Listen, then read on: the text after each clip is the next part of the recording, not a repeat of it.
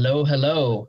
Welcome back to the Oddsman broadcast. This is James Sebastian, also known as Doombox, author of the Insights and Discussions, and my co-hosts, as always, are.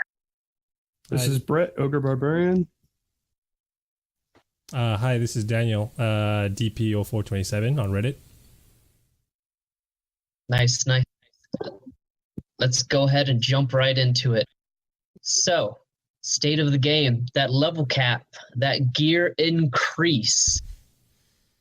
So, to start things off, I think it's nice that we should have a little bit of a discussion, a little bit of a debate. Right off the bat. On whether or not the Gear 11 benefits or hampers the game. So, DP, I choose you. It's me and you going at it? Yeah, let's do this. I'll take the side of hampers because I'm the resident cynic when it comes to WB. All right, so I guess from my point of view, and this is my actual point of view, I think that Gear 11 does benefit the game in the long run. Mainly because I think this is just an eventuality. This is something actually I was reading on Reddit too, because it's one of the questions that Tech Paradox brought up on the Reddit. But I figured since we're debating on it, we'll sort of address it at the same time. The game has to eventually unlock a new cap, like a new level. Because if you keep things always at the same level, you're going to lose a lot of players just because things are getting stale. Nothing's changing. Even though we're adding new characters, new abilities, or whatever, there seems to be always that ceiling. And if you don't move the ceiling up, if you don't really gradually increase the the power creep, or so to speak, in terms of difficulty, then people are going to find it too boring. It's too easy. It's not challenging enough. So you're going to lose a lot of people based on just pure interest.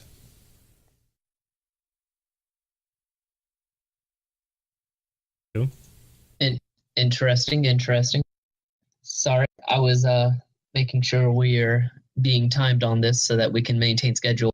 So, in my opinion, yes, the game needed to develop eventually. I agree with that. Although, I think that there are certainly certain things that should have come first, you know? Like, when it comes down to it, all of this happened out of nowhere. Everyone was caught off guard. Sure, it's a great thing, but it should have been a great thing taken in steps. They definitely could have said, hey, come this October, come this November, we're thinking about bumping it up. Level 80, Gear 11, they should have let us know ahead of time. And on top of that, the inflation, the amount of materials we need to keep up with that ceiling being risen is still far too low. In fact, the materials that we get now were barely even enough to get us through the level 60 caps that we had before, or the level 70 caps. Now we have level 80, we have Gear 11, which makes a humongous difference. I feel like if WB had handled it better, they could have avoided all of the backlash simply by letting people know ahead of time, but they didn't. And as it sits right now, Gear 11 has made PvP incredibly lopsided. It's made people quit the game just out of frustration that they just randomly are now 500 feet behind where they were once before. And just the difference between a Gear 10 and a Gear 11 character is so great that even one Gear 11 versus an entire team of Gear 10s would almost be able to solo the entire team by themselves given the right character. So, in my opinion, Gear 11 would have been good in the future, but at the moment it hampers the game because it's too much too soon. I think that's the point pretty much where you pretty much win the debate on that side, because even though I think it's a benefit that we have to have eventually, I do agree that the timing of it was poorly done. They definitely should have communicated it first, like a little bit ahead of schedule, so that we know what's coming up and we can sort of prepare for it. What they could have done, for example, is raise the level cap but not introduce Gear 11 right away. So they could have increased the level cap to 80 and then introduced Gear 11 a couple months down the road, right? so that we could all have time to get up to level 70 to get to that next gear level. And then once they drop gear 11 on us, we'll have a lot of gear stocked up, hopefully, and then be ready to go. But as you said, only the people who have infinite resources can jump into it right away and pretty much dominate PvP, as you said. Yeah, and I will concede that in the future, the system might have been fantastic, might have even been perfect.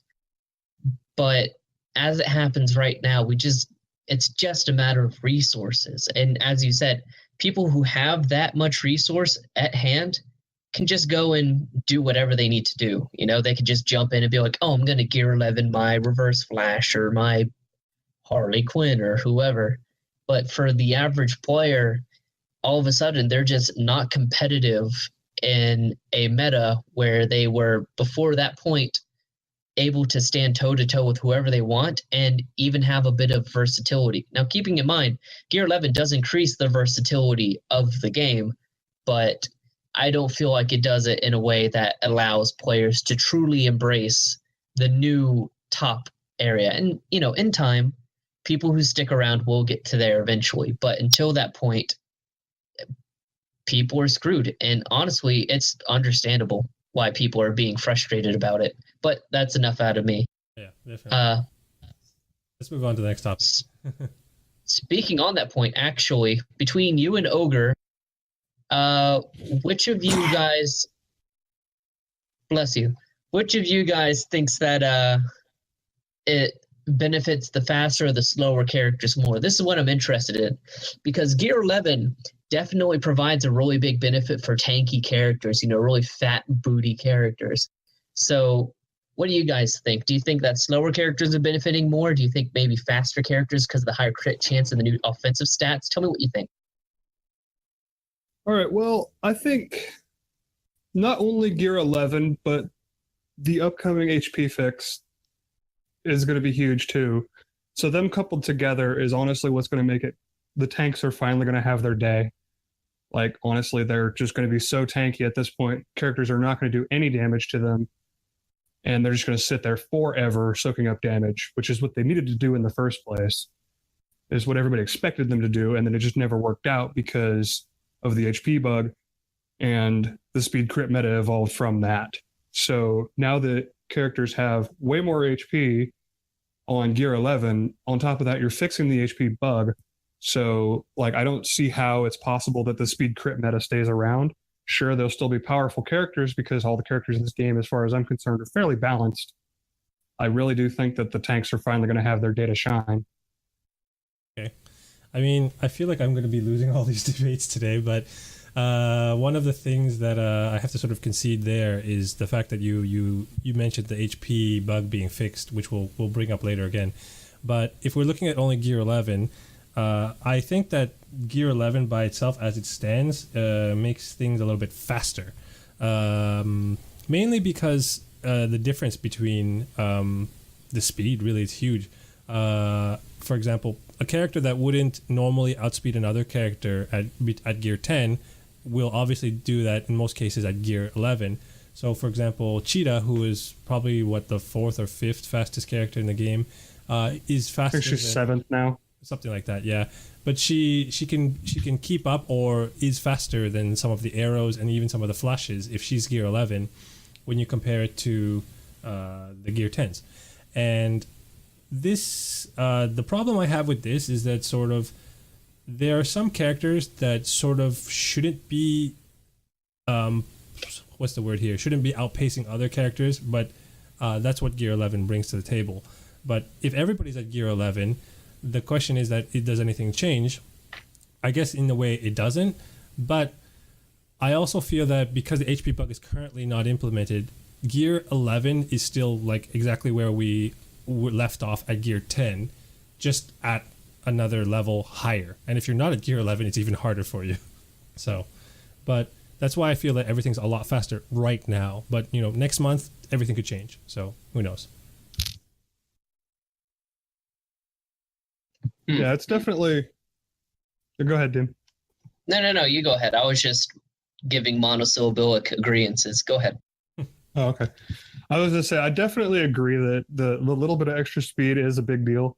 But when looking at the stats gained from Gear 11, you're only looking at maybe 4 points of speed and a little bit of crit damage and maybe a little bit of crit chance. And the tank characters are gaining anywhere between 5 and 6,000 HP plus whatever stamina stat they get. So I definitely have to disagree because they're also getting a huge boost to their defense and resistance hidden stats. Now, we're going from like a 0.56 to a 2. That's going to make a huge difference in how much damage they actually take. And I think that's going to be the big difference. I've definitely seen what you're talking about, especially with characters like Cyborg Superman. Cyborg Superman is a huge tank at Gear 11.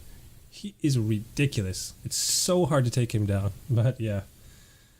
Okay. Well, I mean, he still dies to a cheater average crit in the end of the day, though. So, oh yeah, of course. I mean, that's one of the things that, like, at the end of the day, you have characters that are like, oh my God, look at all this defense. Oh, Jesus. But then at the same time, you also have characters like Reverse Flash, which are still going to one-shot your Gear 11 Huntress if he gets a solid crit on her, So, I mean, it could go either way, honestly. Yeah. Well, I think that plays more into the strategy of the game. You're still talking about affinity advantages in this case. So the affinity advantage should be something that you take into consideration in those situations. Of course.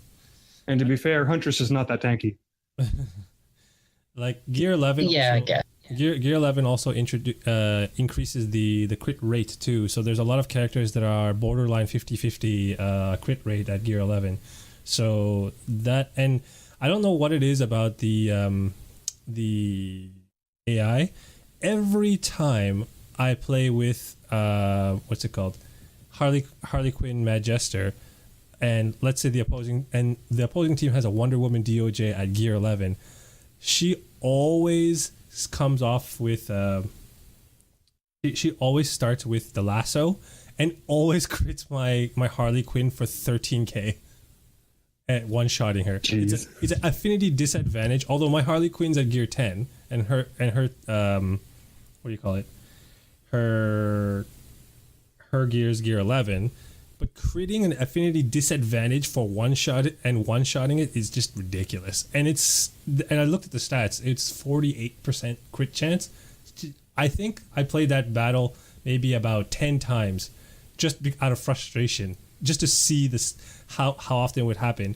And also there's like the percentage chance that Harley Quinn would enrage Wonder Woman, which maybe happened twice or 3 times, and every time that didn't happen, she just one-shot by Harley Quinn.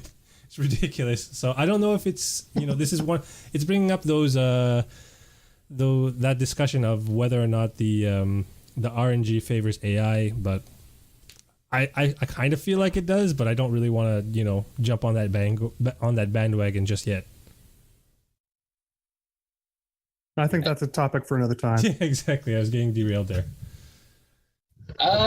Okay, let's move on. Actually, yeah. Should we move on now? Sure. Okay. Let's move on to the next topic of the state of the game. We're going to talk about things that have changed in the game, bugs, balances, various changes overall.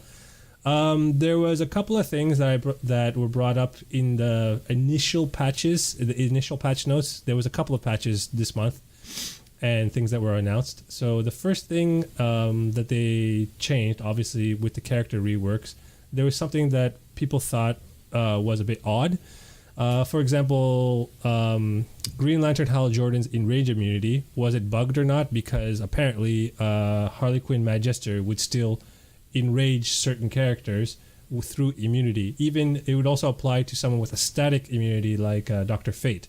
So this brings up a question of the order of what we call the start of battle effects. And Doom was talking about this a bit on Reddit, I think, and on Discord. So Doom, do you want to give your input on that? Yeah, sure. So basically, as it happens, or as it comes down to, there's a certain order of precedence that the turn orders go through. Basically, you have active components, you have passive components, and then within those active and passive components, you have things like primary effects, secondary effects, tertiary effects, buff, debuff, immunities, things like that. And the way it all works is that, of course, you have active effects, buffs, debuffs come first. Then you have secondary effects within the active effects. For example, Green Arrow applying his leadership ability because he hit with the storm of arrows, things like that. Then you have tertiary effects. These things are like Firestorm activating his passive, things that aren't tied directly to an active but benefit from actives. Then you have passive effects, and passives always take the backseat to actives, and then passives, of course, are, things like, oh, my character has static immunity like Dr. Fates does. And even passives have primary, secondary, tertiaries, although that's much harder to lay down.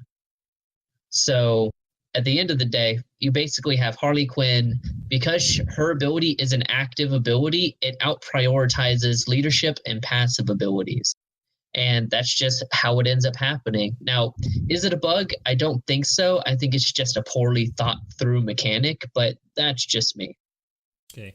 Now, the question is that given the way we know of how the effects work and the timing of how things sort of layer on top of each other, do you think that they should be fixing, for example, Green Lantern Hal Jordan or Dr. Fate or anyone that's affected by this? Personally, I don't, because when I look at this kind of a situation, I also have to think about what would change if passives took priority over actives. And let's just say it's very, very messy. Like, I'm sure you probably don't want like Firestorm randomly picking up 3 or 4 intelligence before shooting off his abilities, like that's just one example, obviously. But like, for example, say passives came before actives, right? That would mean that if Harley Quinn gets attacked, her passive would trigger, and if the attack would be read as a miss, it would add 1 evasion before the attack even hit, meaning your attack would then be stuck in this sort of, how can I say it's sort of a feedback loop type deal where your attack would be counted, it would add 1 evasion, then it would have to be counted again against that same evasion, which would add another evasion, and so on and so forth. The game would fall apart almost instantly. So instead, what I think needs to happen is I think that Harley Quinn's ability should just be classified as a passive secondary effect rather than a active secondary effect. For the enrage, I mean. So you're saying changing how the start of the battle affects certain aspects of her ability? More or less. Like, the ability is a legendary effect for her active, right? Just have that file under the same coding as the passive would. And then you have the entire problem solved, because then even though her active effect is triggering, because it's labeled as a passive, her taunt would become a passive primary and her rage a passive secondary, and leader abilities and static passives always count as primary, so they would out-prioritize it. Okay. Ogre, what do you think about that? Do you have any thoughts? Yeah, I kind of think that Doom's on the right track here. I think that having abilities count before the attack would be bad, especially when you consider characters like Grundy, who would gain major benefits out of his passive triggering off of gaining the enrage from his active ability. It definitely causes a lot of problems. So I think Doom's on the right track there. So the next thing that's on the change list that's worthy of noting, they noted that there was a fix to Reverse Flash's AI to use time paradox when available. Apparently, it wasn't doing that before, and I do notice that the AI is doing that from time to time whenever it's available. The only thing that I find notable about this is that I feel like there's other characters in the same situation where there's an ability or two that's not being used. Do you feel like they're going to address those issues too, or is it because someone brought it up with Reverse Flash that they're addressing it? I don't know, because doesn't Green Arrow still not use Storm of Arrows? And people have been bringing that up for a while. I honestly think it was more the issue that it's a core part of his kit. It's literally... One second.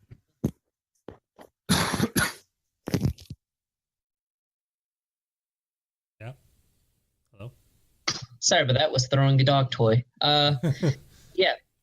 The thing is that with the kit, he's outright not using his only recovery move and things like that. Like Green Arrow is a much worse character without his Storm of Arrows, but he's still a functioning character for the most part. He can still kill basically whoever he's shooting at with his basic.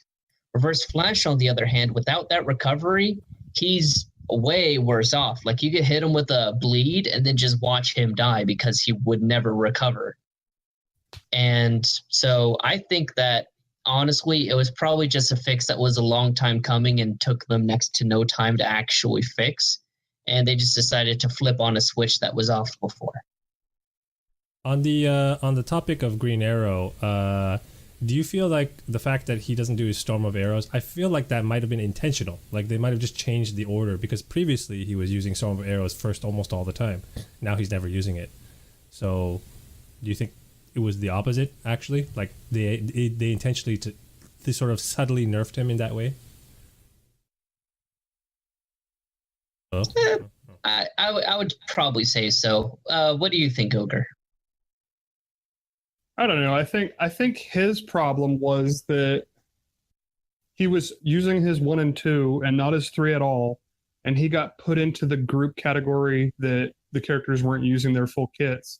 This is before Reverse Flash was out, so and he has 4 abilities anyway. But they did adjust the AI to use abilities in certain orders for a bunch of the characters, and it may have affected him adversely. And I think it was unintentional. Okay, well let's move on from there. There's a couple of points about Katana that I saw that were brought up. One point that was in the official patch notes was the fact that her leadership ability wasn't stealing all the immunities as intended, so that was fixed, which is good because then they brought out a rework Deathstroke, which was severely like Katana's leadership ability is one of the best ways to counter him. And then the other thing that I noticed, someone else brought it up, was that Katana can't bleed. I'm not sure if it's a glitch or something, but I've been on the receiving end of this a few times with trying to stun her with Aquaman, and she can't gain the bleeds, so she can't actually get stunned. I'm not sure what it is. Has anyone else seen that on their end? Actually, a funny story about those ones. To begin, the whole stealing all immunities thing, I think the main issue was that when she was attacking, she was getting rid of the awareness instead of stealing it. Oh. So like she would hit them and it would do damage, which would kill one of the things, and then she would activate her steal ability. But now it's just she's swiping and then just taking everything. But I actually haven't looked into that, so I wouldn't know for sure. That's just what I'm assuming. But as far as the whole not bleeding thing goes, I've hit her with Chemo's bleed just fine, so I don't know anything about that. Might be an Aquaman related thing. Yeah, I've seen it like specifically with Aquaman. Yeah, I have no input on this. I haven't seen her in PvP in forever. I don't have any clue. Okay, well, let's move on then. So the next set of patch notes are the upcoming patch notes, and a lot of the things that were announced just recently. So the biggest one that Ogre mentioned already was the HP bug fix that is incoming. Woo-hoo! That was graciously announced by our community manager Jensen, I think a week ago. It was exactly a week ago, something like that. So since Ogre is the one who's sort of spearheading this, we'll let him take over. Yeah, it's going to be interesting to see what actually changes, because there's definitely differing opinions between myself and some others as to which part of it is actually getting fixed, whether it's the stamina or the HP from gear itself. Mathematically, it works out about the same. There's only a little bit minor differences. So, I mean, which one it is, it doesn't really honestly make a difference. Characters are going to have way more HP to work with here. So we're talking anywhere from 3,300 to 5,600 HP, you know, depending on what kind of character you have, whether it's a Flash or a Grundy or something like that, you know, somewhere between the all-out striker versus the tank. So you're definitely getting a lot of change for the better to make the characters survive longer. And I know you said earlier about 13,000 crit killing your Harley. That's not going to happen anymore. She's going to have closer to 17,000, so it shouldn't kill her just flat out like that at 13,000 damage. Yeah, I'm hoping for that very soon because I put a lot into my Harley recently. But anyways. In my math one, I did the math, and she should end up somewhere around the 20,000 mark. Chemo should end up somewhere around the 30,000 mark. I mean, it just depends on what kind of character it is. It's sort of crazy to think about the fact that there are characters that will have over 20k HP, and so most of the time you think, okay, they're never going to get one hit, but then there are still characters that are going to hit over 20k, given the right circumstances. So. Oh, absolutely. Okay, Doom, do you have any thoughts? Because it seems like you're a bit chatty. Yeah, actually, I do have a few thoughts. As far as the whole thing about it not mattering between stamina and HP, I think it does matter, but only in the very, very niche cases that stamina applies differently when stacked versus when you have lower HP totals versus higher ones. You know what I mean? Like, if you have a buff, stamina buff, it definitely will change a little bit. Outside of that, honestly, the only things I see changing are that instead of my Doomsday getting 5k per punch now in extra health, you'll be getting like 8.2k in extra health with every punch. Like, I don't know if you guys realize how much of a monster these tanks already are, but like I've had my Doomsday and my Chemo each just obliterating physicals on the enemy team. Like, I think I was fighting some team with like Nightwing, Huntress, and Deathstroke or something, and I had my Chemo, and he was the only one left. And Chemo by himself killed all of the rest of them, and I was like, I've created a monster. And Doomsday is even worse. Oh my god! Like a Huntress versus a Doomsday, the Huntress will win 0% of the time. Doomsday just punches and gains more health than she can possibly deal. And then, of course, Chemo's freaking got like 232% resistance to special damage. A Zatanna Rabbit crit to the face and only took like 5k damage. It's monstrous. It's crazy. It's frightening almost. But I'm super stoked about it because I've been dying to use some of these tanks. I'm in the same boat with you, buddy. I'm a little bit scared to see what the new meta is going to look like. I mean, it's definitely going to get a bit slower.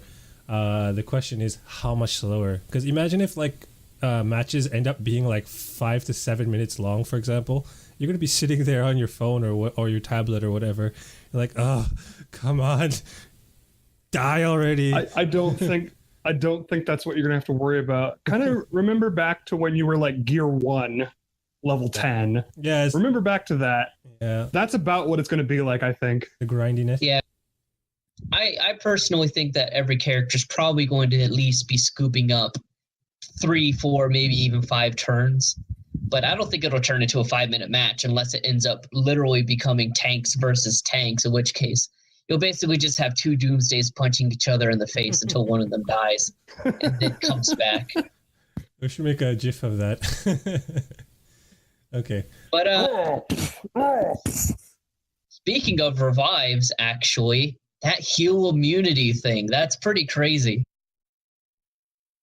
Yeah, it's going to be silly.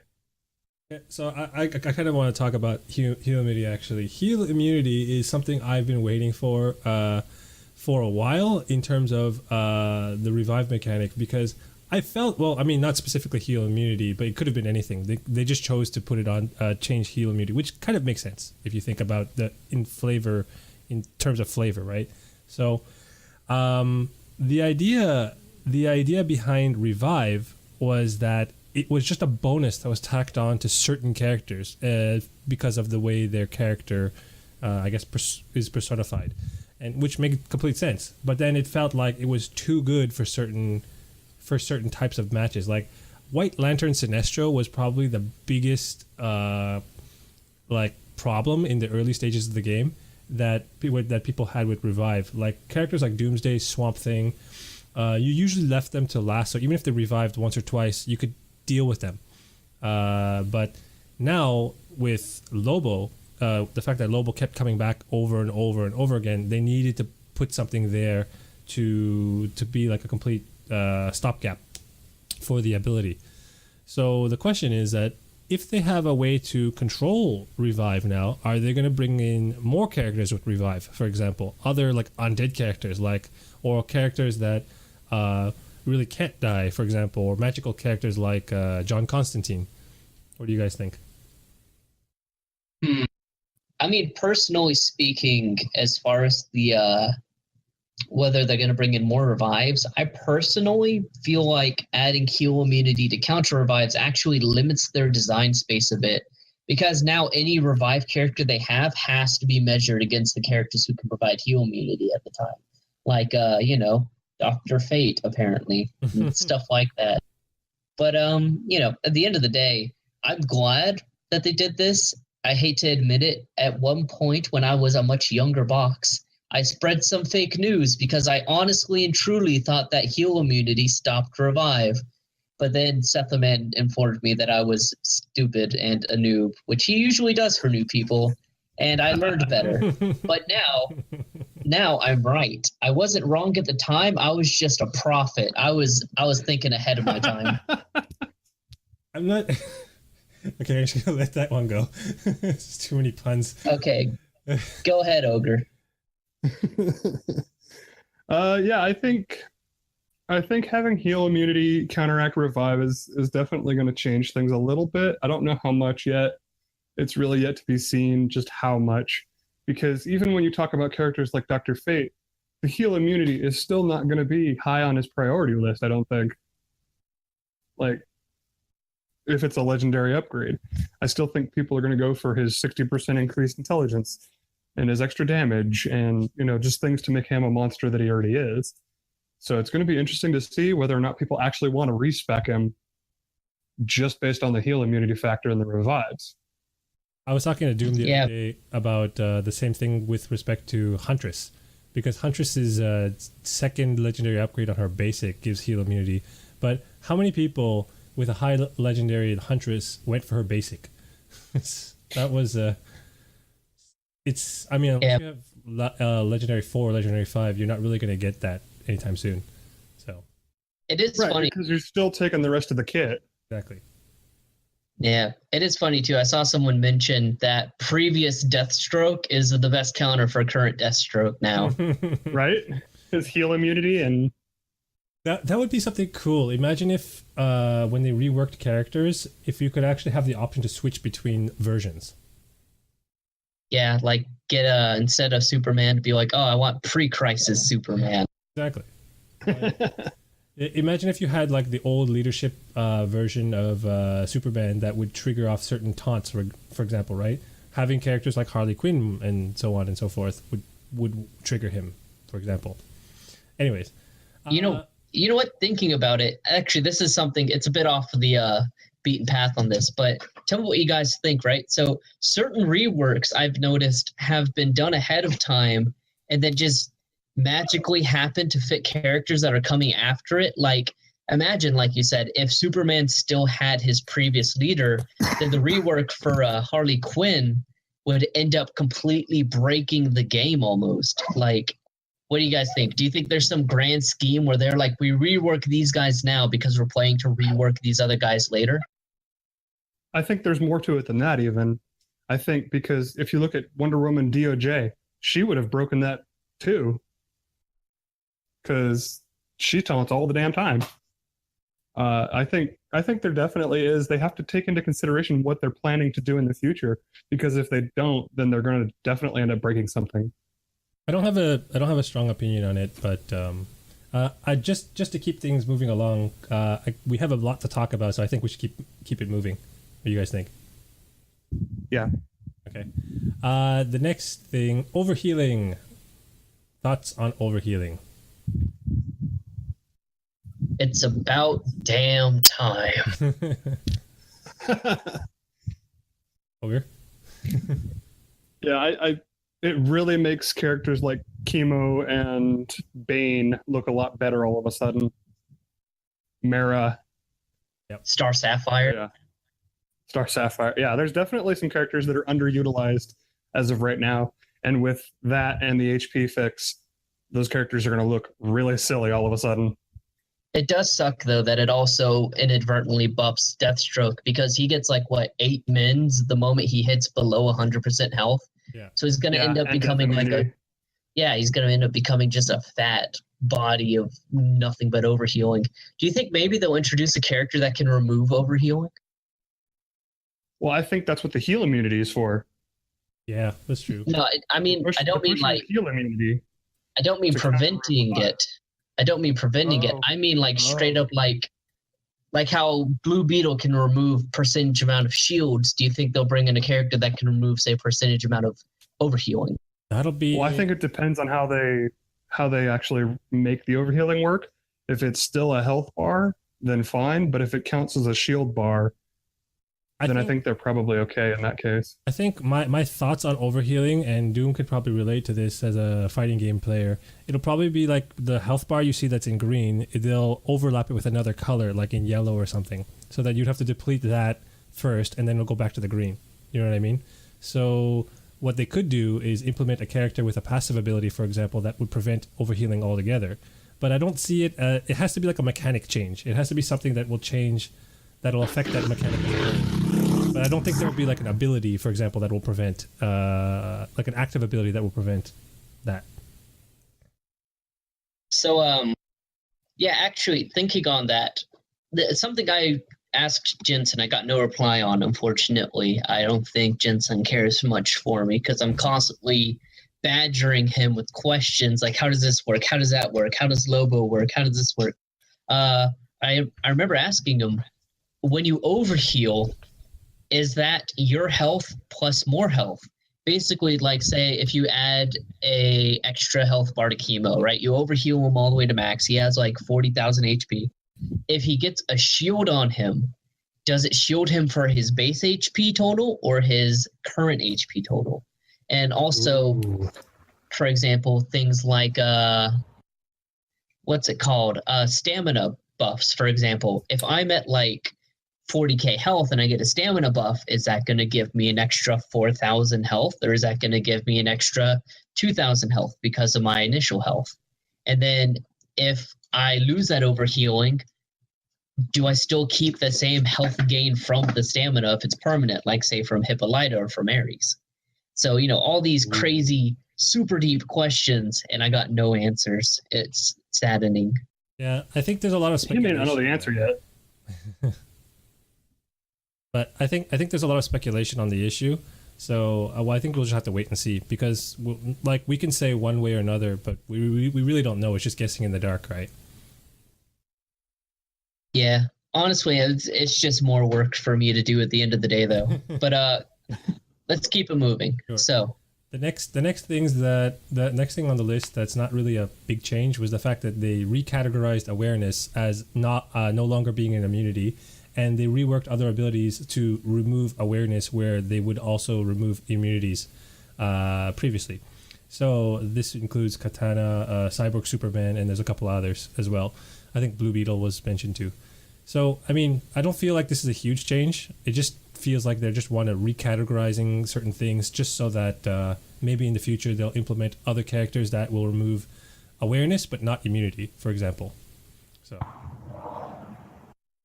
yeah, I think it's more of a clarification type change, because people are constantly like, so is awareness just damage immunity? Is awareness just evasion? Is it awareness basically just this or that? And then, I think it does fit more in the line with evasion than it does with damage immunity.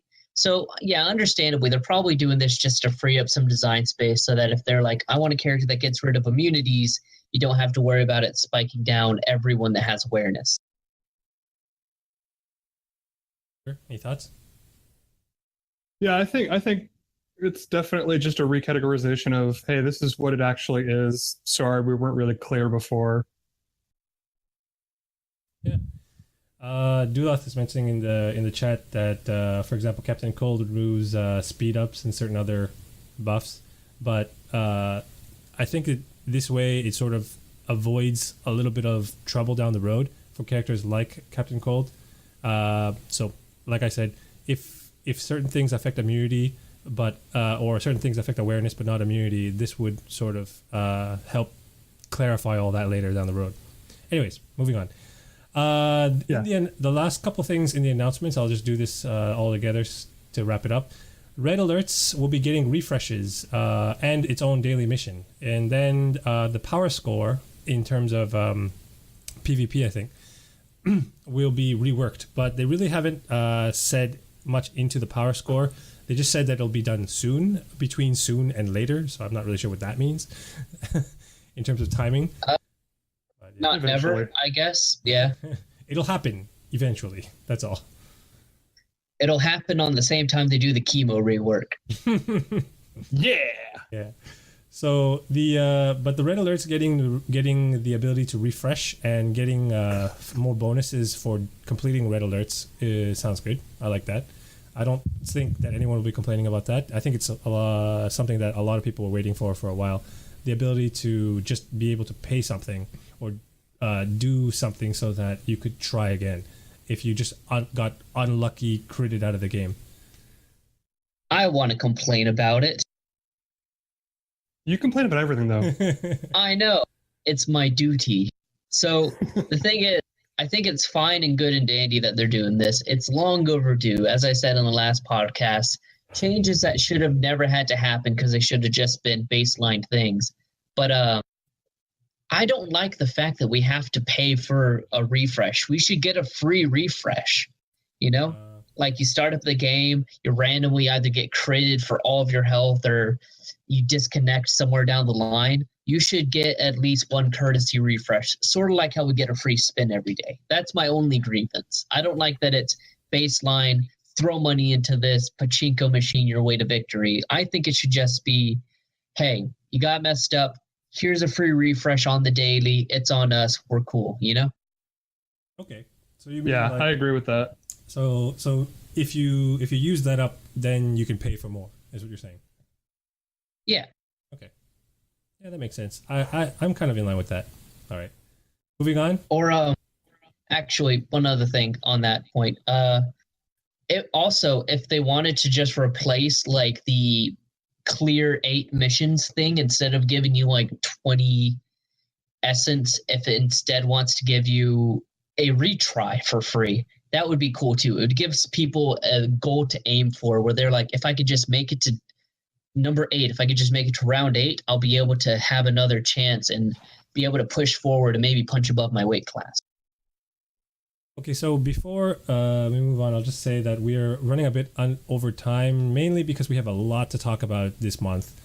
And as some of you may have already seen on Reddit, we decided to split the podcast into 2 parts. The first part is called Game Talk, and the second part is called Lame Talk. For those listening live, this doesn't affect you at all. You'll just stay tuned and you can hear everything as it comes. But if all of a sudden we cut off this part of the segment on the podcast, the rest of it will be on the second part. We're going to try and keep everything together into 2 hours in total. So yeah, we'll see where that goes. We're going to be keeping it nice and concise, and we'll be clipping through the rest of it pretty fast. So it shouldn't be too much of a problem. Yeah. But if it is, now you know. So moving on, speaking of now you know, how about that Lobo? He's definitely a lot of fun to use, in my opinion. He's been a lot of fun. I'm still trying to find out whether or not he'll be working on my bleed team or not, but I'm also shooting for L5, so I mean, trying for it. That's the interesting thing about Lobo. At a high level, you can actually probably make a lot of use out of him. Given all the things that are changing in the next update, he probably could be really good. That's my my initial thoughts on him. Yeah, honestly, I'm just so mind blown that the term martyr build actually stuck. I was just throwing it out there, but people really took to it. Like, it does disappoint me, though, that people are purposefully keeping him low level just to abuse him with the Deathstroke. But, you know, all that's changing soon. So, to be honest, though, a part of me is a bit sad the fact that he got nerfed, but not, I mean, I think that it was something that was needed. But the way I see it is that Lobo, he introduced something that was quite unique to the game that was never there. It was the combo aspect of the game in terms of like a sort of semi-loopy infinite combo that were present in other games, for example, but DC Legends never really had it. This element was super interesting to the game, but then they had to like really just chop it down because it was being way too abused way too easily. And I get that. I understand that if the metagame is becoming way too unhealthy, you have to do something about it. But I hope that they take this as a way to move forward for other character designs, to think about how to implement sort of a combo aspect into the game, but not make it too broken. For example, I think the way they nerfed him is acceptable. He can still combo off with Deathstroke, for example, or with any other characters that would benefit from deaths, but he does so a lot less frequently, I guess, or a lot less. What's the word here? I think frequently is the right word. Right, exactly. So, personally, when I was looking at him even at high level, though, the one thing that I wasn't really happy with was his upfront damage. His AoE bleed, his basic with the bleed upgrade looks okay if for a bleed team, but his upfront damage doesn't seem that great.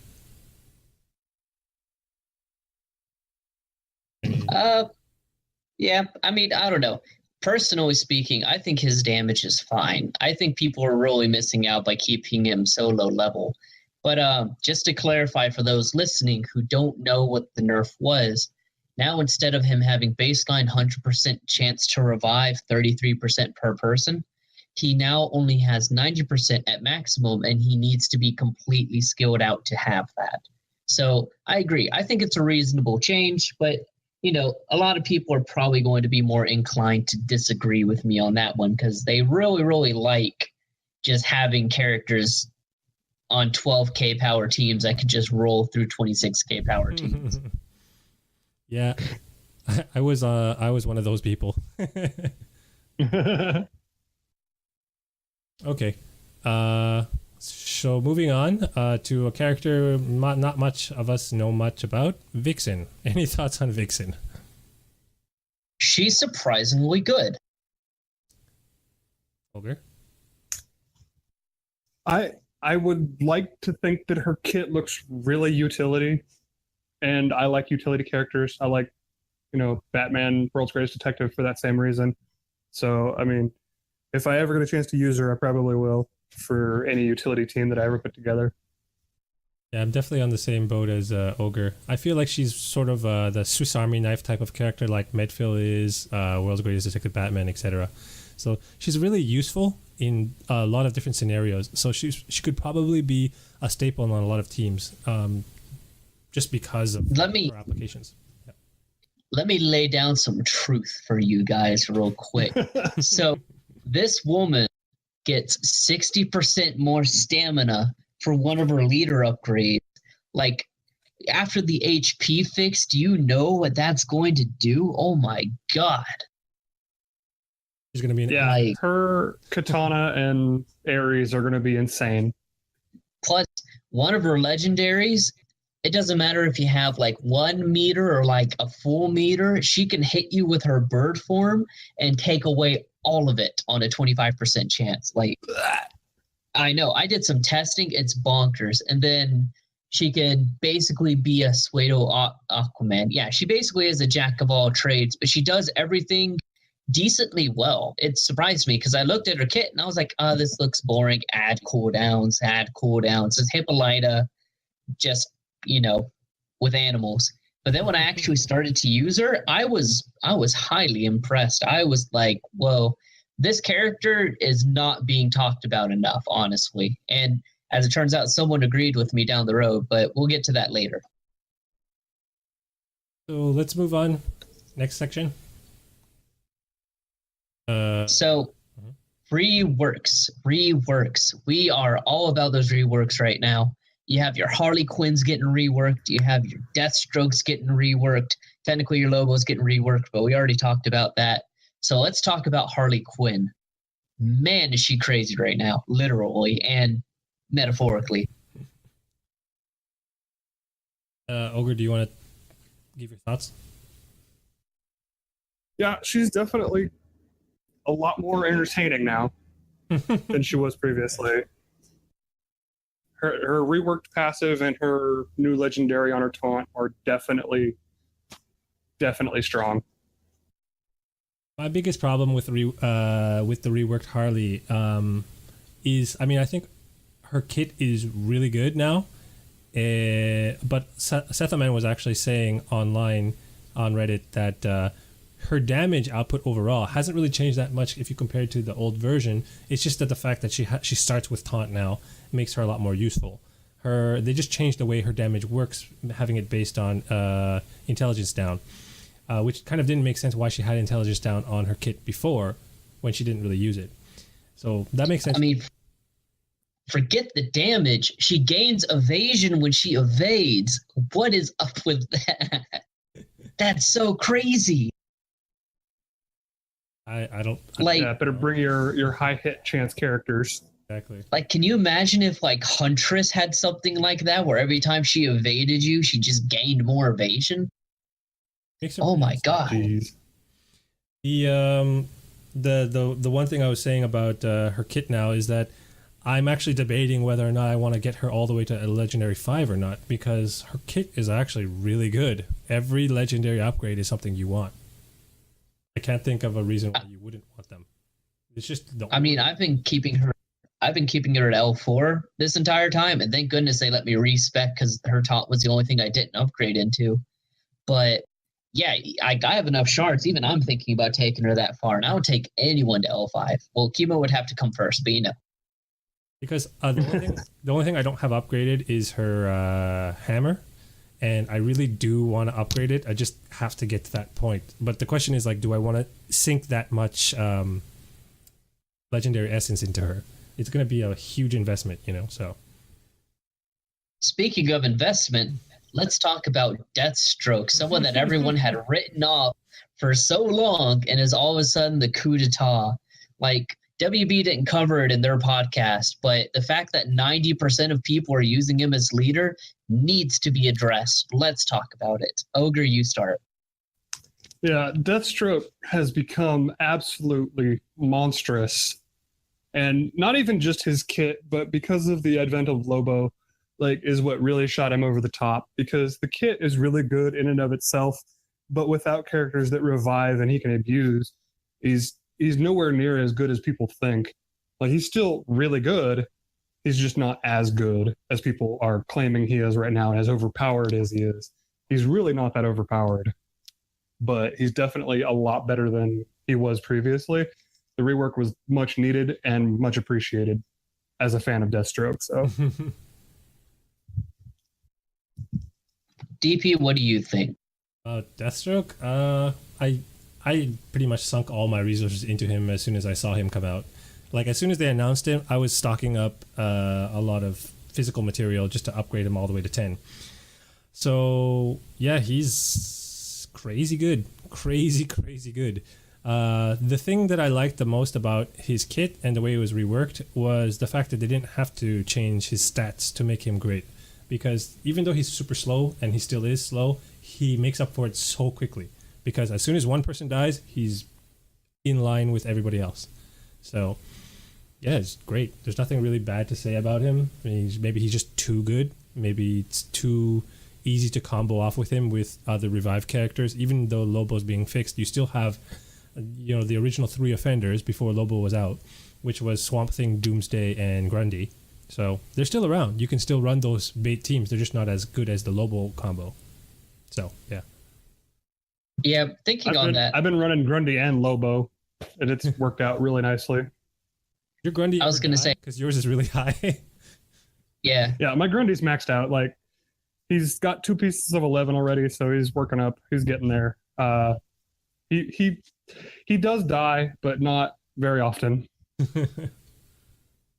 I was going to say, as far as all that goes, like, when you I don't know if combo's the right word, really, because you're not really comboing it. And I don't even think Deathstroke's good, honestly. Like, Harley Quinn's way more bonkers right now than Deathstroke is. You hit Deathstroke with some, you know what? In fact, I think we're about to have a call out. Yep. Because Let's do Ogre. this topic. Yeah. Ogre's been talking some game on Deathstroke. I need to lay down to this man that Deathstroke isn't even good. He's okay, but he's way overhyped. Let's look at it this way. Between the two rework characters, who do you think is more impactful, Harley Quinn or Deathstroke? Then I'll let you go first, Ogre. Go ahead and set me up so that I can lay down the hammer. Let me set your dominoes up for you. All right. Please do. Honestly, it flat out Deathstroke. The man has completely changed the meta. Like you said before, 90% of people are running him as their leaders at this point in the top 100. And you can't deny the numbers. As I've always been about those numbers, the man is absolutely bonkers. He is really just over the top. Sure, Harley brings some nice cool stuff with her. They work really well together even. And honestly, but if it wasn't for him, she wouldn't be anywhere near as powerful, I don't think. Ouch. Jesus. I mean, I wasn't meaning for you to get that mean about it, Ogre. Jeez. You didn't have to go and call me out like that. I mean, I was just playing. You started. I was just playing. All right. No, but really. All right. Let me lay this down for you. Sure. Everyone in the top 100 has him as his leader. Yeah, sure, whatever. That's fine. But you know what? The only reason that he's even there is just because of Lobo. You take away Lobo, what is Deathstroke? Some slow guy who dies to bleed. On top of that, Harley Quinn, not only is she faster than him, she synergizes with literally everybody. Oh man, I have Deathstroke, but I don't have 3 fodder characters to feed him and just am going to pray that the opponent isn't an actual person. Okay, yeah, Deathstroke's pretty good, provided the person you're playing against is just as garbage as you are. That's fine. But for anyone with even an iota of a brain cell, Deathstroke's you could use Chemo against Deathstroke by himself, and Chemo would kill the entire bait Deathstroke team. It's disgusting. Harley Quinn, on the other hand, you throw her into a team composition, you can run anybody, and that team composition will work. All of a sudden, you have you could run Swamp Thing, and not have to use him for just revive fodder. You could run. God, let me think. Who could you run? Everybody, but specifically speaking, not just to throw out oh man, you could just do everything. Killer Frost. You could run Killer Frost, and down works great with her burst damage. I mean, hell, you could run Princess of Themyscira with Harley in her current form, and it would be a viable pick. How ridiculous is that, right? You could run New Joker, and he would be good. Hell, you could run Robin, and Robin would actually almost be viable. Almost. Not quite, but almost there. See, but you can't do that with Deathstroke. As it stands between the two of you, your points are both great. I think that currently, right now, before October, I think that Deathstroke probably takes it by a bit, just by a bit. But by October, I think Harley Quinn will definitely be ahead of Deathstroke, given the fact that a lot of Deathstroke's combo potential will be gone. So, but I think, as you said, Harley Quinn works with basically everybody, and that is pretty much true. The thing that I find that worked amazingly well were teams with Harley Quinn and Livewire on the same team. Can you imagine that? Both characters have start with evasion, and Harley Quinn's hammer and int down benefits Livewire. I keep confusing Livewire and Killer Frost. They look the same. It's funny too because I was running a similar team, but I had I'm probably gonna get shunned for this, Jessica Cruz as the leader, and it worked well.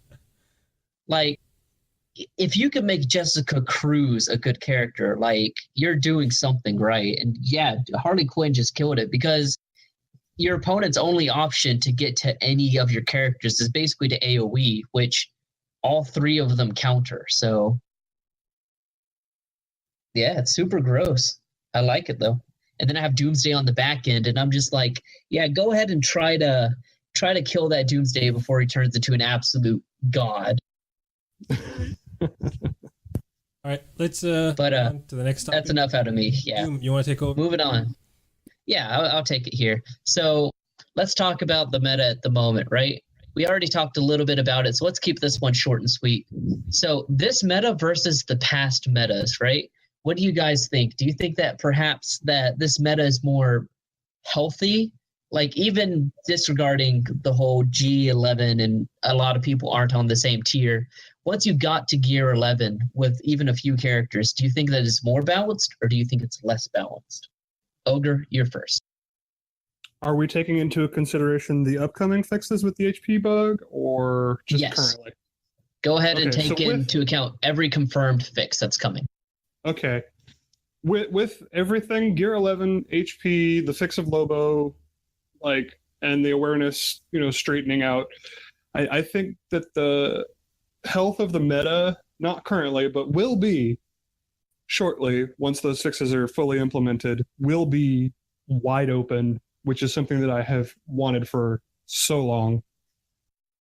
And I'm honestly really excited about it because I'll literally be able to use any character that I want to because I want to, not because I have to.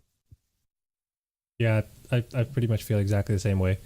It'll open up a lot more variety, a lot more possibilities, and it'll give you a lot more roster depth.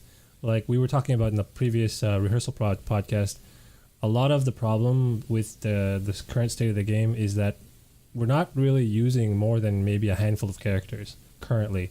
And even in the past meta, it was no different at all. Pretty much if you had the fastest, 6 to 7 characters on your roster that with high crit chance and gear 10, you're good.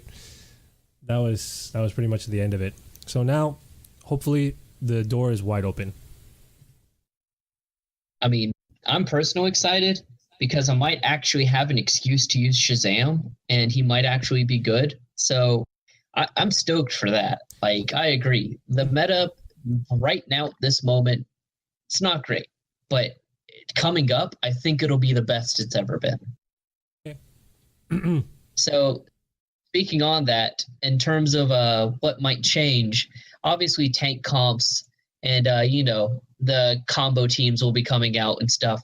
But this overhealing, do you think it'll bring a better rise to bleed teams? Bleed teams have already been on the rise, but do you think it'll really give them a good foothold? Ogre, you go ahead, because you're the bleed guru around here. I really do think that bleed teams are going to get that foothold with the overhealing because quite a few of the characters that have bleeds in their kit also rely on mending, mostly notable being Aquaman and Camo. Like, these guys are going to be absolutely silly when they can overheal. Like, Camo is going to have so much HP, his mends are going to heal for so much. It's going to be absolutely silly. DP, what do you think? I think that it's going to be really interesting with both buffs and debuffs, if you think about it in terms of bleeds and mends.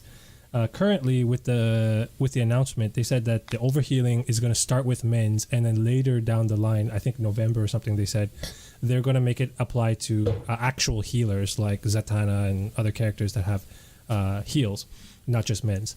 But if you look at just October by itself, if we have men's gaining a huge buff with overhealing and HP buffs and so on, characters that stocks will go up obviously will be those that can apply those, and also those that can take it away. So purgers, buff purgers and debuff purgers, I think are going to be a lot more useful too.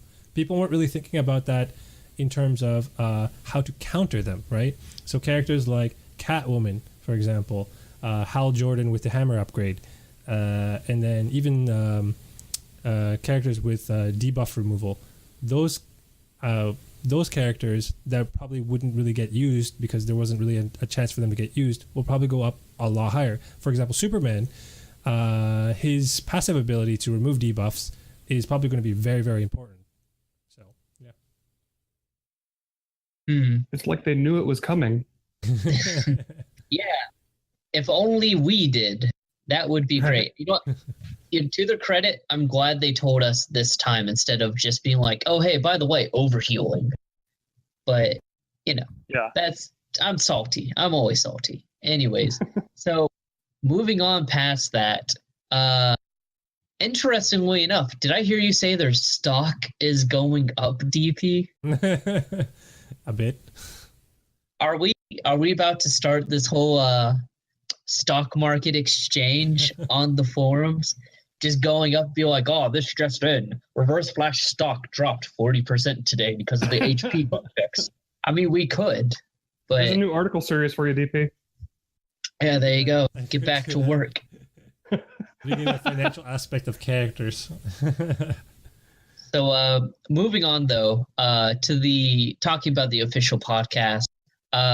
So let's go ahead and discuss a few key things on that.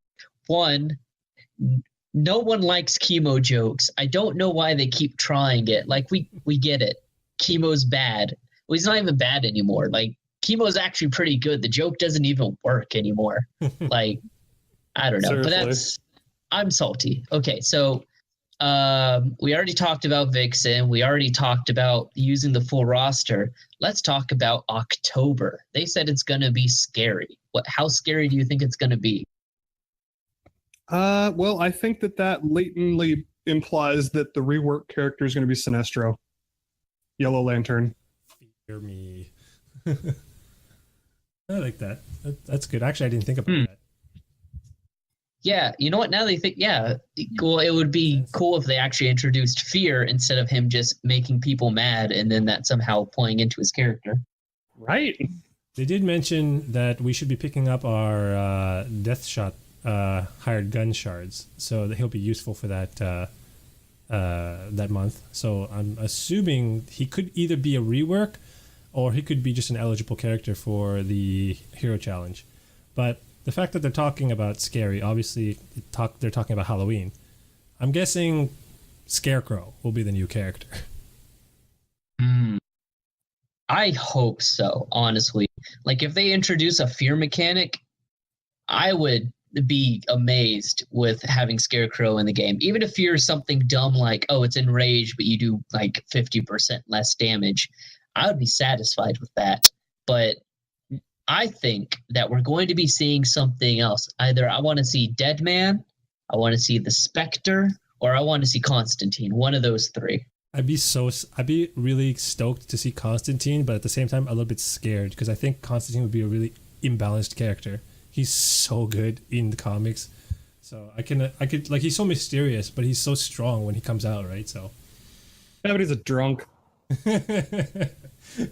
yeah. That'll be his downfall. He'll start monologuing and pass out. Basically, like you have 5 turns to win, otherwise he knocks himself out. Yeah, pretty much. That's funny. Which is kind of what I was expecting to happen with Lobo, is that instead of him dying, he'd get bored and wander off. That'd be funny, actually, yeah. So, aside from the chemo jokes, they did say eventually,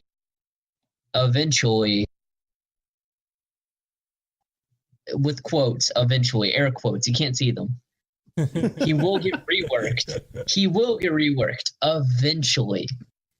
That's cool, but at the same time, the only things I want to change is that his bleed should have like his second ability should have 100%. There's no reason why it should be 70% to add 2 bleeds and do no damage. You know what I mean? But if they just fix that, I would be happy.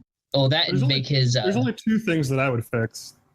One is that he would apply more bleeds in general because he doesn't apply very many of them. 2's not enough. His passive applying 1. Okay, maybe he should add 2 on that. I don't know. But maybe I'm just a bleedaholic. But the second one, I wish that his legendary upgrade to either Fallout or Chemical Spill would actually give him a taunt. Oh, that would be juicy. Yeah. I'm not going to lie. If they changed his passive legendary to just add another bleed, that would be perfectly fine by me, because I don't see the point in him putting agility down. It's like Sinestro giving strength up to everybody. But, you know, that's just me. I'm also a bleedaholic. I love Chemo. Chemo is like my, 3rd favorite character behind Firestorm and Doomsday. So any changes to him, I'm happy about. Legendary events. Yep. Raid.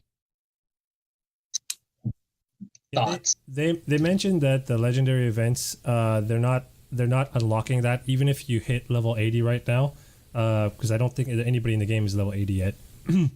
But they said that they're working on it still, and then that they want to make it really epic. They feel like because it's supposed to be something huge, they don't want to just release something that's half-assed, and I appreciate that. I appreciate the fact that they don't want to put something out there that they're going to have to patch multiple times. They want to send out like one solid thing and let people try it out and enjoy it. They're probably going to have to patch it, but hopefully not a lot. And then they also addressed the issue of what a lot of people were asking for alliance missions, with like alliance raids, for example, with a raid boss. So they hinted at it might be tied in with legendary events too. So I found that kind of interesting. What do you think, Ogre? Any secret bosses you'd like to fight? I'm really hoping for Brainiac and Darkseid. Me too. Exactly the same too. As two of the options. I'm assuming there is going to be 3 options. They may just reuse Necron, but obviously there's 3 affinities in the game. You got to have 3 of them. Brainiac fits the, whatever you want to have him fit. So Darkseid, kind of same thing. They don't even have to necessarily have affinity because they're that epic. Mm-hmm. So yeah, they could be affinity neutral. Speaking on that, quick point. It turns out that Necron actually has a skill set code in the game. So he's probably never going to become a playable character, but if he did, he could. So do you think any of these potential bosses might be characters that we might get access to at some point in the future? Oh, geez. I think that it's one of those things that if you do use them, they take up multiple character slots. Ah, that'd be cool. Be like a giant dragon taking up like half your team. Right? That would be the way that I would balance it. I'd be cool with that, honestly. Oh, and I think they've been experimenting with that, even if you look at like Ares and Katana and different ones, where they get more powerful if they're the leader. So yeah, I can see that. So speaking on that, excess character shards, right? Since we're talking about characters being useful, apparently we'll finally get the use for the billions of Bane and Chemo shards we have. What do you guys think they're going to do with that? I'm either hoping it's really either a character shard swap, so you can swap from one character to another, or that you'll be able to turn them in for some sort of currency to get gear materials or power rings. One of those I'm hoping for. I think they actually mentioned somewhere in the Q&A part of their podcast where they're not actually going to do a shard shop. They're going to do something better, but they didn't really say what that is. So I assume that it's going to be something where I don't think it's going to be a swap, but it's going to be some kind of like currency system, I imagine. Something where like the shards have a certain value and they can be used to be applied somewhere in the game, for example. Imagine if you could use shards like gems. That would be crazy. Because imagine how... Yeah, I wouldn't do that. I mean, yeah, maybe not like exactly the same as gems, but for example, what if you could use your excess Robin shards or your excess Chemo shards or whatever to refresh the Void Scanner, for example, or something stupid like that. So I'd be spinning a hell of a lot then. Right? So, I mean, it might not be exactly a shard swap, but if you can make use of it in any way, I'd be happy. That's pretty much just it. So Cool beans. Well, I like the way you guys think. So let's move on to the next parts of this so that we can finish out strong. Okay, so let's wrap it up with the things that I like to talk about, which are the packs and events for each month. So the packs, in terms of the store packs, the things that were announced were changes to the PvP pack. So before we get into that, actually, I'll jump into something real quick. The Wonder Woman DOJ gem pack was brought back thanks to her digital release, the digital release of the movie. Does this mean anything to you guys? Because it's clear that they have a pattern of releasing gem packs each month for the appropriate characters. But bringing back an older character thematically, I guess, is that a good thing or a bad thing? What do you guys think? personally, as long as they don't randomly nerf her after selling her, I have no opinion on it. I have her at like L4. I have her exactly where I want her to be. I don't really care about her final whatchamacallit. But that's just me. Honestly, they brought her back. She's a good character. She plays well and is great to gear 11 first. So, more power to people who want her. That's great. Okay. Yeah, I'm kind of in the same boat. If you want to get her, then I don't mind them bringing back her pack. Okay. It doesn't really hurt anything, I don't think. Yeah, it's pretty neutral. I just thought it was interesting. It also brings up the idea that, like, for example, maybe the Nightwing pack comes back, or Terra, or who have you, comes back, right? Okay, so the PvP pack, they introduced a lot of changes. I'll go over it real quick for those who don't already know. The new characters incoming into the pack are Wonder Woman, Princess of Themyscira, Hawkgirl, Robin, Katana, and Supergirl. Leaving will be Bane, SSS Lex Luthor, Huntress, Swamp Thing, and Raven. And then the changes to it being, let's see. Oh, Lex Luthor, Assault Warsuit will become common, and Doomsday will become uncommon. And there was something I was going to say about Swamp Thing. I can't remember exactly what it was. I think Swamp. They said that he's going to be available through other avenues instead of the pack. That's it. Yeah. So that was something to lead into. That was really interesting. But in terms of the pack changes, what do you guys think? I got my Bane to L4, which is fine. Kind of sad to see Lex going, and I don't really care about the other ones, honestly. Less Ravens are fine by me. Now, Supergirl being like, what is she, a common or something? Or she's a rare, right? Yeah. Yeah, that's cool. I'm glad that they're doing that, but I don't think they should have included Robin, honestly. They could have picked a billion other characters that could have You been just hate on Robin so much. He's so trash. I don't like him, but that's just me. Whatever. Ogre, what do you think? I think they could have done better than Wonder Woman, Princess of Themyscira. Yeah. I think there's a lot of other characters they could have put in there that would have been better, but I think Hawkgirl's a good choice because I don't think a lot of people have her or appreciate what she does. And she honestly is probably due for a rework somewhere in the near future. I am excited that Katana and Supergirl are getting in. They were both hard to obtain. I finally got my Supergirl to L1, L2, I think. I'm happy about that. Good enough for me, so I don't really mind. I am sad to see Swamp Thing and Raven go, actually. But I am excited that they are going to offer Swamp Thing in another avenue, which means that there's probably other characters on that same vein. So hopefully that'll be exciting. Yeah.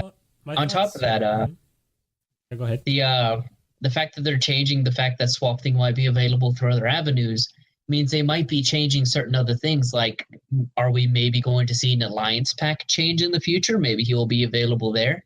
Something to think about. That was exactly the same thing I was going to say. Yeah. Yep. I'm also excited for Doomsday being uncommon because I still don't have him at Legendary.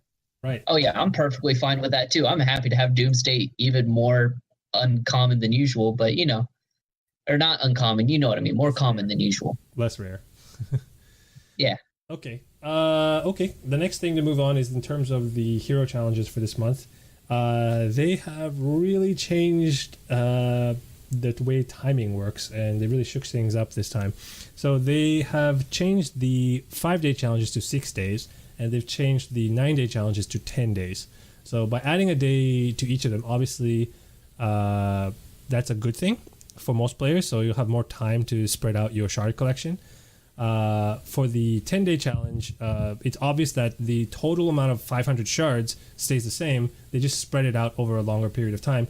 This is good and bad. It's good for people who need more time to spread it out and take their time to do a couple of repeats per day rather than doing a lot at once. But it's bad at the same time for people who want to get as many shards as possible at once. So for like the first initial run, previously you'd get like close to 300 something shards. Now you're getting about 200 something shards. So it actually forces you to repeat more often. So it's good and bad. Yep. The previous events, memory serving, you got 274 fragments for it. And now the new ones, you get 234, something like that. So you get 40 less per run, basically. I can't remember exactly. Initial run. I can't remember the exact figures yet, but it's definitely less. The thing that I didn't like about the events, the event changes, is the timing was really weird, because they obviously have to time it with the previous month's events finishing and starting the next month's events. There are gaps actually in the calendar. If you look at it, there are days where there's no events going on, at least one day between each event, and then at the same time there are overlaps. So there are days where the Harley Quinn and the Lobo event will overlap, and the same again with the Killer Frost event coming up. It's going to overlap again. So this is going to be a huge strain on players' resources. Definitely, if you want to collect shards of both characters, you're going to have to really pick and choose when you're going to do those events. So unless you're play to win, so then you could, pick up the shards as you want. But anyways, I think that was poorly timed, because if they shifted everything by a day or two and not have the day off, I think everything would have been fine. If you had one day of overlap, that would have been perfectly fine. But there's 2 or 3 days for each event, so it's didn't really make sense to me. Yeah. I mean, I was already complaining before about how resources are kind of strained. This just makes it even more of an evident thing that we really need some way to better obtain these resources, especially considering that the events, despite giving you less, still cost the same energy. Like, they could have at least bumped it down like 5 energy for the final few nodes to equal out the total amount of energy you would spend. Because the way it figures, now instead of spending, let's say 2,500 gems over the course of the 5 days you'd be doing this event, you now have to spend 3,000, 3,500 just to cover those last 2 days, because you still need just as much energy, you're just not getting as much out of it. Any thoughts, Ogre? Yeah, definitely. Definitely need to think about what you want to do as a player now a lot more with these overlaps. You're definitely going to have to be a lot more careful with your gems too, because you're going to need a lot of them. And it's even tougher and for definitely is something that I don't think players like. Yeah, I was going to say, sorry. It's definitely tougher for people in alliances that have to do PvE missions at the same time. So when you're doing heroic runs, you're using a lot of your energy for that, and then you have all the other events going on at the same time. So what I often tell my guys is that I actually try and set up a calendar that shows when things are overlapped. And there was somebody on Reddit, I can't remember his name off the top of my head, who showed there's a repetition in the alliance mission cycle, and there's days where certain events come up. So then you can time when and where you can do your hero challenges so that it wouldn't overlap with the heroic missions. But still, like, the fact that you're creating more overlap is just ridiculous. Why not just put it onto a calendar and look, oh, okay, well, there's a day off here, let's just get rid of that. But anyways. Okay. It bothers me on a little bit of a level that becomes a necessity. You know what I mean? Like, players shouldn't have to micromanage every single day just to get by on certain things. But that's my final grievance. That's my final word on it, Let's gloss over that. There was one other thing I want to talk about, the 6-day event, but it's not really that important. Just let's try and wrap things up right now. So to wrap things up, the one thing I personally want to say to the community before we finish this segment of the podcast and get into the second one is I want to thank a few people, mainly the Dark Knight 54 on Reddit, for helping us with our logo. We're using his design for the Oddsman broadcast as our logo for pretty much all of our social media outlets, Facebook, Twitter, and SoundCloud. And also, Ogre's friend David, he helped us design our banner and our cover art for pretty much all our social media outlets, and also for the podcast. So if you're downloading the podcast on iTunes or Google Play Music or just listening on SoundCloud, the design you see there was designed by Ogre's friend David. So thanks again for all that, guys. And we're also still looking for any royalty-free music or any custom music that you guys think that would be appropriate for our intro or outro. It sounds great so far, but it could always sound better. If you have anything that you would like to send us, feel free to send it to us on our Gmail address at theoddsmanbroadcast@gmail.com. Okay. And then when we meet again, obviously, hopefully, rather, all the changes will be in place, so you can expect one hell of a show then, because we'll basically be talking about nothing but tanks and stocks. So that should be fun for you guys. But also, just to say, good luck to everyone in the future endeavors that you're about to partake. Hopefully you stick with us enough to get to the good parts of what's to come. But if you don't, we're sorry to see you go, and we wish you the best. Ogre, any last words for this segment? I'm just real excited about next month with a lot of these changes. And I hope everybody keeps playing and sticks it through those and sees that they are positive changes. Doom, do you have any announcements? Actually, I have 2 announcements. Hooray! So, first one is that next month we will hopefully be having a guest with us, the infamous Hate Mail, who has been a pretty common request among you guys. Look forward to having him on, hopefully. That would be super cool. And the second announcement is, of course, that, as always, we'll be looking for questions for the next one. Please do feel free to find our topics on those. We'll be tweeting them out. You can follow us at Oddsman Broadcast, I think it's the one. And yeah, you'll find out when the shows are, when the rehearsals are, and all that different jazz. So please feel free to look us up there. Feel free to listen to our SoundCloud, follow us there. Just get involved, because we want to make the best show we can for you guys. So for those listening live, you guys can just continue listening. We'll continue the second part of Lame Talk coming up right after our outro 2-minute break. And then for those of you listening on the podcast, if this is not already spliced into the Lame Talk segment, you'll be getting that a week from the first part. So the Game Talk will be released in a couple of days, and the Lame Talk will be released a week after that. So for those who want to listen to Lame Talk and Game Talk at the same time, you can check out our Patreon page, and you'll be able to get access to Lame Talk and Game Talk at the same time. Okay, and so I'm going to roll the outro, and we'll take a break for 2 minutes while it's playing, and then come right back at it. Okay.